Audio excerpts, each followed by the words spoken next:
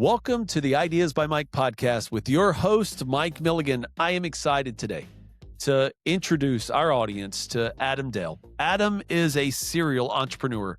Matter of fact, there's legends of him when he worked as a partner at Goldman Sachs, taking a hoverboard down the actual halls of Goldman. But he's also an innovator, from Open Table to Clarity Money to starting Marcus, the high yield savings program at Goldman Sachs, to now being the founder of Domain Money. We're going to dive in to some key topics around financial planning with Adam. So that's next on the Ideas by Mike podcast.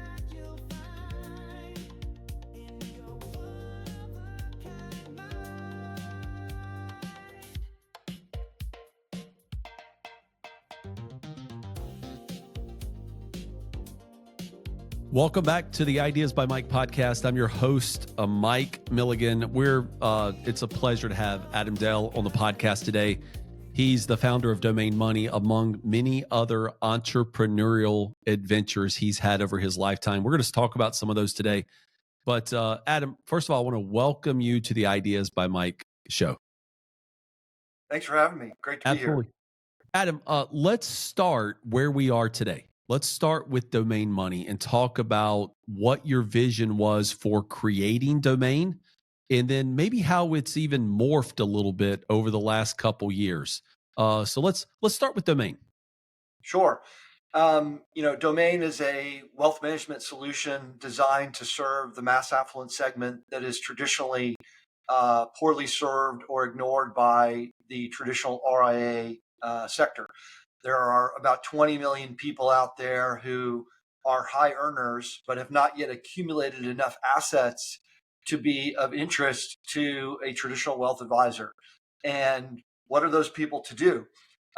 There's obviously a litany of do-it-yourself tools out there, but there's a lot of folks who want bespoke, human-led wealth management advice, and Domain is designed to provide that solution to that segment of the market. So, but most people, when they hear the word wealth management, the first thing they think about is AUM model. Yep. But Domain is not AUM; it's more of a flat fee model. Why flat fee? Because I mean, we all know that a flat fee model may not be as profitable as an AUM model, but why a flat fee model? Yeah, there's a generation of people out there who have grown up in an Uber, Amazon, Expedia world, who are used to the idea of choice, transparency, and clarity about what they're getting, right? And so we believe that the flat fee model is part of the future of wealth management, particularly among the segment that we're targeting, which is, again, the mass affluent segment and below. If you've got $5 or $10 million and you want really complicated asset allocation strategies, and you're looking for access to alternative investments, the AUM model might be right for you. But if you're someone who has, $500,000 of investable assets, $250,000 of investable assets, that 1% AUM fee really can be oppressive, particularly as it compounds over the course of a person's life. And so we think the flat fee model is very attractive to a large segment of the market, and that's why we pursued that approach. Adam, there's probably not a door or an office in Manhattan or really anywhere in the country that you couldn't get into to talk about money, right? Because of your background as an entrepreneur and building companies. But one of the most interesting things about Domain is that you didn't even say in your answer there is there's this massive transfer of wealth that is coming over the next 7, 10, 15, 20 years. And that first transfer is going to go from husband to wife. And wife has different sets of values than husband has had. And then it's going to go from wife to kids or the next generation. The Domain is not only about doing financial planning, it's also about educating too, right? Because it's a relationship model, if I'm not mistaken. So talk about that relationship model and how it can prepare the next generation for this great inheritance transfer that's coming. Yeah, you make a great point, Mike. That great wealth transfer is certainly coming. My prior company, Clarity Money, was an app that competed with Mint. It was designed to help people manage their cash flow, expenses, bills, credit score, credit, savings, investing, all the things that are sort of related to cash flow. And one of the things that I learned in through that experience is that it's one thing to give somebody generic advice. It's a very different thing to give somebody contextual advice uh, specific to their life and their situation, and then to give them control and power to make choices by pressing a button. And we focus a lot on, to your point, education in the context of a person's specific situation. Let me explain what I mean by that. We really try to distill down a person's values and goals in our planning process and present them with options that are, again, contextual to their life rather than just generic. And so, a good example is an emergency fund. There are a lot of people who have cash sitting in their savings account. And the amount of cash that you should have there is really a function of your risk profile and what's comfortable for you around how much buffer you need should you have some perturbation in your income or some interruption in your income source. And so we believe that creating a relationship with the client, to your point, that is ongoing and understanding the client's specific values is a really important part of educating them in the context of decisions they make. And so that's very much part of the ethos that we employ at Domain Money. Sounds a lot like a one of a kind financial plan, to be honest, which is We do not generate generic boilerplate financial plans. Our plans really speak to the core values and goals of clients, whether it's the new home, whether it's the second home, whether it's retiring early, whether it's not worrying about money. We really focus on what is important to the client. And it's not just lip service. The whole plan that we generate orients itself around the goals and values the client has told us they care about. We don't use eMoney, Money Guy Pro, Right Capital, which are the dominant financial planning solutions out there. We've built our own financial planning solution that, again, speaks to the real values and goals of the client. I want to come back to that and talk about like the end product for the client as far as like the interactions they come. But you mentioned something in that answer, and you talked about building an emergency fund with a high yield savings account. Guys, one of the things that Adam is famously known for is he built the product Marcus that Goldman Sachs uses as a high yield savings account. And so this is an authority figure on high yield savings account when he's talking about it. Uh, I always say, Adam, like the Warren Buffett of high yield savings account investors right now are getting 4%, like the best, like in the current market. But we also hear the numbers that there's $10 trillion sitting in banks. What is the avenue to make people feel comfortable to relinquish some cash that should be growing wealth, not feeding, in my terminology, not feeding the profits of Wall Street because they're leveraging that? Yeah. Well, so two distinct points to be made here. One is that the vast preponderance of that cash that's sitting in deposit accounts is not earning a high yield. And so if you are sitting on an emergency fund or a cash account at your bank that's not yielding in the 4% range, you're really eating away at your future potential because of the impact of inflation over time.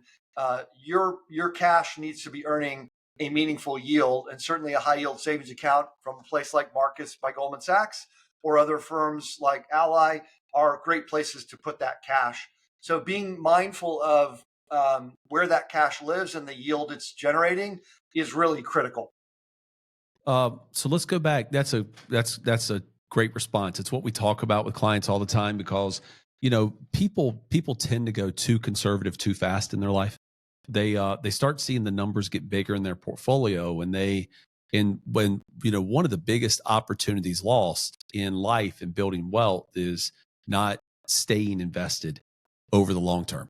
And I mean I see it all the time because especially in first generation wealthy folks They took the risk to get there, whether it's in their business or in their portfolio.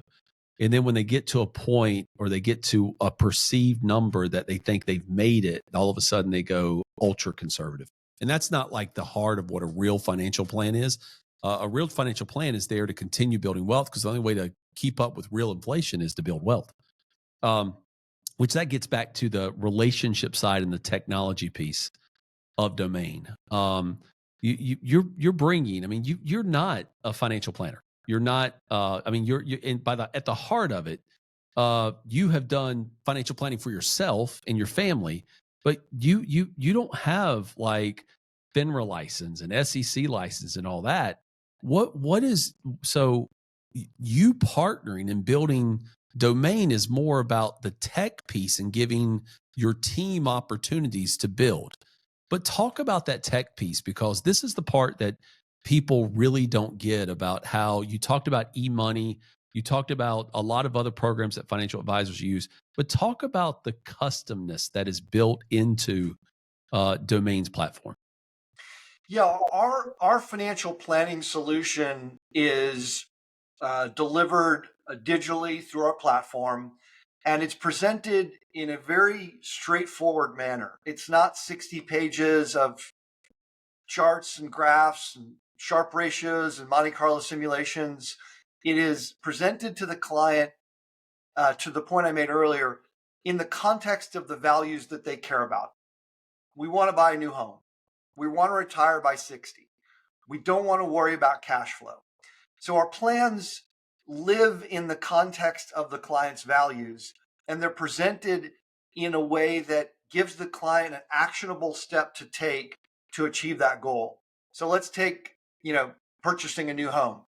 We do a deep analysis of your expenses, your income, your liabilities, how much is reasonable to contribute to a down payment toward a home, what is a reasonable monthly payment taking into account insurance and other ancillary expenses associated with home ownership, including taxes, right? Property taxes.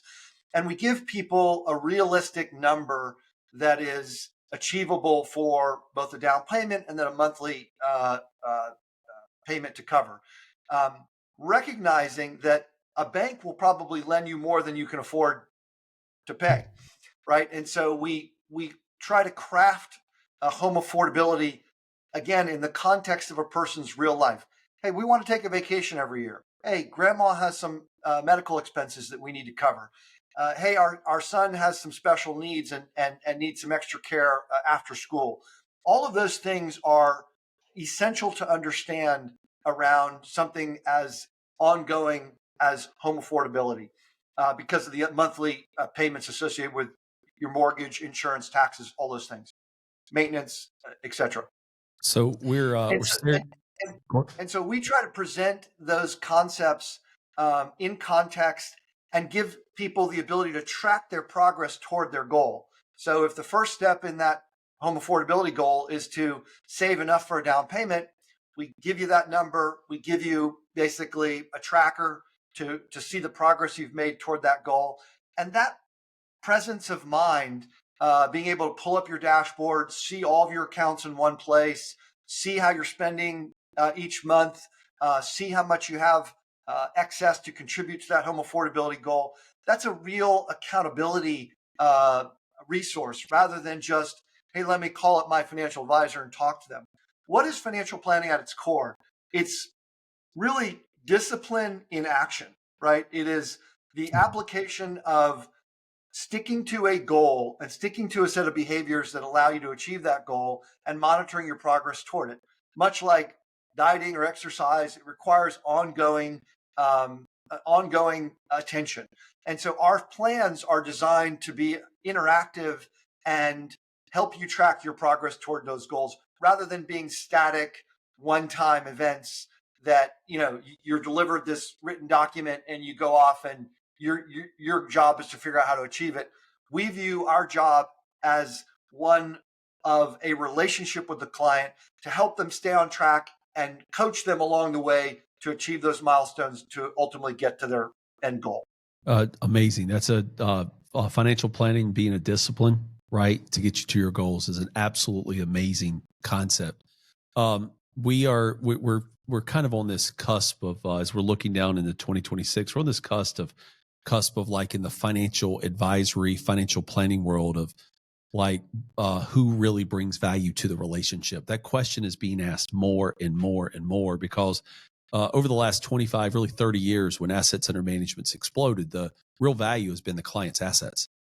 And then the fee has been like, we'll diversify you, we'll add some bonds to provide some safety. But the investment management has been like, has not provided as much real value as like what you're talking about. I want to talk about one area in particular where the AUM or financial advisory world has gotten it wrong, and that's tax planning. But it's one of the most neglected, talked about items, and people are feeling that now because with people turning 65, more and more people turning 65 every day, they're starting to hear these terms like RMDs and Roth conversions and they're starting to see, wait a minute, my tax rate's actually not going down in retirement. So can you talk about how tax planning plays a role with Domain and how the financial planning team there addresses tax planning? Because there is an option to have your tax return done with Domain, but doing your tax return and doing two tax planning are two totally separate things. Yep. So talk about that a little bit. Yeah, you make a great point. I mean, a well articulated and executed investment strategy must take into account the tax implications. They are essentially integral to a well constructed investment plan. And so at Domain Money, what we provide is both financial planning, and tax filing as an integrated service to ensure that there is that tight alignment. If you are not taking full advantage of all the tax advantaged accounts available to you, you're really leaving a ton of money on the table. Not just your 401k, but an HSA, a Roth conversion, all of the things that are available to people to take advantage of. Those opportunities compounded over the course of a lifetime are massive. And it is the difference between financial independence and not having financial independence. And so we take tax strategy and tax planning as an essential pillar to our investment strategy and our financial planning strategy, whether it's direct indexing, tax loss harvesting, or as I mentioned, taking advantage of all the tax advantaged accounts available to an individual or a couple. And it goes deeper, like for entrepreneurs. Like, if you guys have ever listened to the podcast before, we've talked about the Savannah rule. We've talked about Section 179. We talked about bonus depreciation.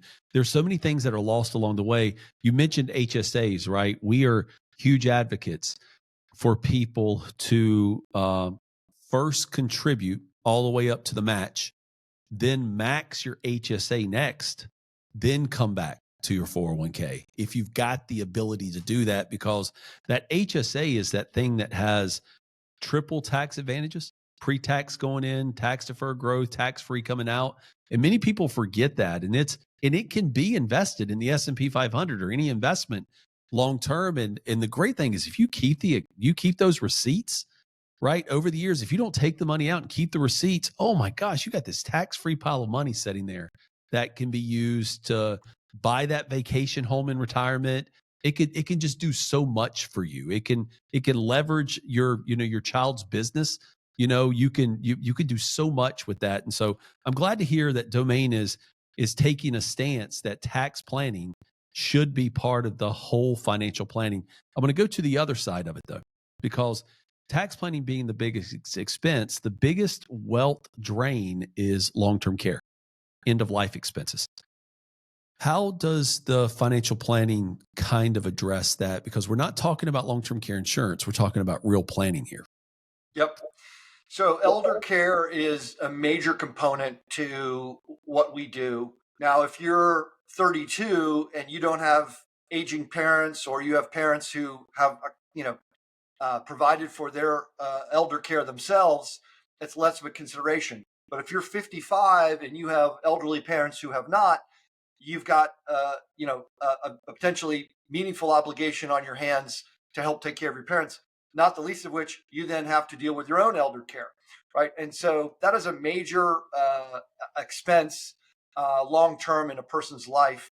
And, there's a lot of things that um, people don't get right. One of the things that I'm deeply interested in is behavioral economics. Dan Ariely, Kahneman and Thaler, who are really leaders in behavioral economics. I've really tapped into those networks of thinking, and people are essentially irrational about their money.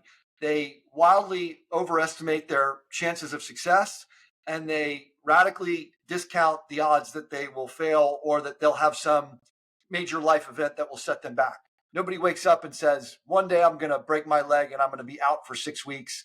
I'm not going to be able to earn, or I'm not going to be able to, And so there's just an inherent um, optimistic view that people have about their future, which is a good thing.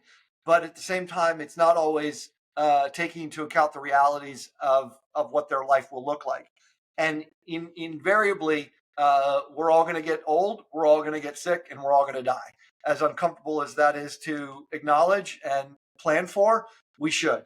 And so our financial plans, to my points earlier, really address, okay, well, what are the needs of this individual or this family, given the dynamics of their parents, and given the dynamics of their retirement, and given their health and their likelihood for the need for an additional level of elder care beyond what their health insurance would provide. And we do a deep dive into that. So we look at disability insurance. We look at overall coverage provided by your general provider, and determine whether or not you need additional coverage to offset those future expenses that are likely to come. And if you plan right, you can really provide for elder care by contributing a little bit of money early on to essentially give yourself a nest egg to give you that elder care that you're going to need later in life. And that level of planning, especially if done early, is massively alleviating to the overwhelming cost of elder care when they sort of balloon upon you as you get older in life. I'm fascinated that you said you're really diving into behavioral economics a lot, because there's one thing that I see time and time again is people will go out and they'll buy, like, go on Black Friday and they'll buy a TV that's discounted 30%, or they'll buy last year's model car when it's, there's some incentive to do so. But boy, when the stock market goes down, their first inclination is to sell. It's not to add to it. And the people that I see constantly taking advantage, buying when there's fear in the market, like Warren Buffett says. The people I see taking advantage of that, people who have a plan. They actually have things in place, and I see the opposite for reaction, that people are trying to use a piecemeal effect. They maybe had this guy at the bank who's doing a little bit, this guy over at the down the street who work with their parents doing some. They got some at this account they're trying to do themselves, and maybe they're dabbling over here in Bitcoin. Those people don't take advantage of when opportunity really repeats itself. I'd be interested to explore maybe another behavioral economic trend that you're kind of looking into. Are there any that are intriguing you right now? Well, I mean, emotions don't make skilled workers, right? And people who react to market fluctuations emotionally uh, don't do well in the market. Now, it's very, difficult to look at your retirement account and see it drop by 10%, 12%, 15%, and think, okay, everything's going to be all right here. I need to stay the course. But in fact, that's exactly what you need to do. Because trying to time the market is a surefire way not to get optimal results. The best thing you can do is time in the market, right? Because over a long period of time, fluctuations will smooth themselves out, and the general trajectory of the U.S. economy, particularly across the S&P or other large indexes, is overall growth. And that has historically been shown to be true over many, many, many decades. And so, whether it's Warren Buffett or Mark Cuban or any well-respected financial thought leader you can find, they will all tell you for the average investor, broad-based market exposure, low-cost ETFs, and time in the market is the best strategy, coupled with taking full advantage of your tax-advantaged accounts. That is a recipe for success. Um, Trying to jump in and out of the market, or to your point, Mike, having a piecemeal approach of, well, I'm going to do some crypto over here, I'm going to do some stocks over here, I'm going to do some bonds over here. That is not a good recipe for success. A cohesive strategy, taking into account tax opportunities and having a long-term perspective rather than a short-term one, independent of the emotions you may feel in any given day, based on what the market is doing, is the way to go. Adam, we're going to end with three quick question and answers. So when I ask these questions, I just wanted you to give like your initial thought in 30 to 90 seconds. What's the biggest mistake you see high earners making right now as they look 12 months out into next year? High earners don't put enough away. They have good lifestyles. They are earning good income. They expect that trend to continue, and so they're living within their means, but they're not thinking long term enough, and so they're not socking away enough consistently. That's a significant mistake we see a lot of high earners make. Okay. We're now getting toward the end of football season. And what we're seeing now is like in the Kansas City Chiefs. I don't know if you're a football fan, but like what we're seeing is like people have caught on to the Kansas City Chiefs a little bit, right? They've caught on to like Patrick Mahomes and their playbook. But in the financial space, we also have a playbook, such as like the 60-40 rule, the 4% safe withdrawal rule, right? Rules around life insurance. For the entrepreneur or executive building wealth, is the playbook broken? Well, the playbook is a guideline, and depending on the dynamics of the play on the field, you need to adjust, right? So, there's not a one size fits all rule that I think you can apply across the board. These guidelines are helpful, 60-40, or, taking your income and, spending half of it on what you need and 30% on what you want and 20% on your savings. Those are good guidelines. But of course, when you're in the arena itself and in a given month you have a major medical expense, or you have a change in job, or you decide that one of you in the couple wants to take time off to focus more on the kids, those dynamics require careful consideration. And I don't believe that there is one size fits all. I believe that people have individualized experiences, and their best approach is to work with someone to figure out what plan and playbook will work for them and their life. Because for many, they like the idea of, well, I'd like to retire at 55 from my current job, but I still want to work and I'm going to earn a little less income, but I'm going to do something more meaningful in my community or something that's more enriching to me. And I'm going to take a pay cut, but it's going to because, it's going to improve the quality of my life. That is exactly the kind of nuance that playbooks don't do well with, right? Because they don't take into account the individual preferences of a person. I know that was longer than 90 seconds, but that's my answer. It was good. So I got a 2A to that. When Adam Dell decides that building business is not what he wants to do, what's he going to do in retirement? Well, I've had a very fun career. I'm very thankful for the opportunities I've had as an entrepreneur. And you might not know this, Mike, but I spent quite a bit of my career teaching. I taught at the business school at Columbia for nearly 10 years, and I taught at the University of Texas Law School for 5, where I went to law school. And I plan to return to teaching when I'm done with Domain. I find it to be a very rewarding thing. I've had an interesting career involved in a lot of different startups, and have learned a few things along the way. And if I can impart some of the knowledge that I've been lucky enough to accumulate into the next generation of bright young minds. That's a privilege I'd really like to return to.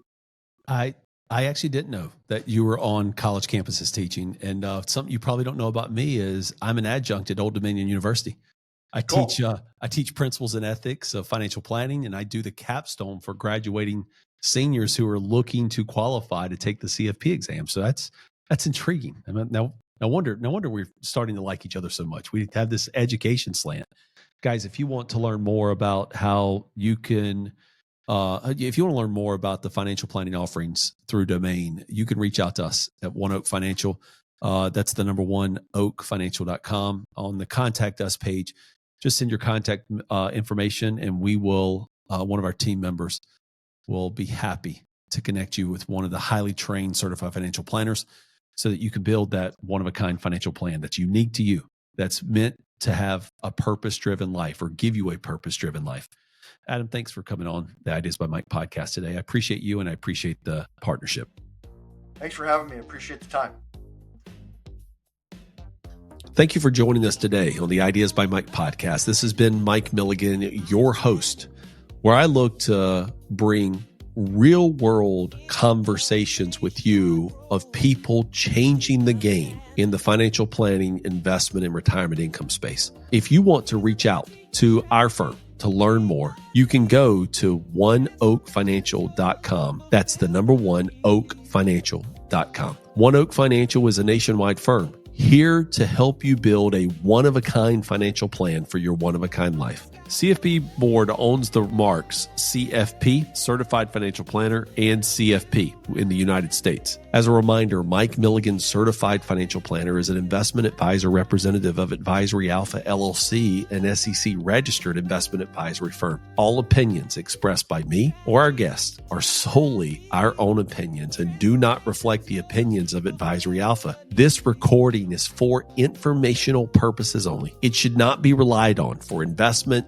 tax, or legal decisions, and it's in no way intended to communicate or guarantee specific performance or suitability of any security instrument or product, as we may have discussed. Investment advisory and financial planning services offered through Advisory Alpha LLC, a registered investment advisor. Insurance is offered through Ideas by Mike, a Virginia-based LLC, here to serve you in all 50 states and the District of Columbia. Ideas by Mike is a separate and unaffiliated entity of Advisory Alpha LLC. While tax and legal issues may be discussed in the general course of financial and investment planning, Advisory Alpha does not provide tax or legal services. Please consult with your tax or legal professional prior to making a decision relative to those decisions. Any and all statements of purported or observed general practices of non-affiliated firms and advisors or conditions of the broad financial services industry are solely the opinions of Mike and are not intended to be offered as factual. The validity of these statements has not been verified, and as such, no representation of their validity are made. An annuity is a long-term financial product designed largely for asset accumulation and retirement needs. All guarantees are backed by the claims paying ability of the issuing insurance company. This podcast is produced in conjunction with Mike Milligan, LLC. Thank you again for joining us today. We'll see you on the next podcast.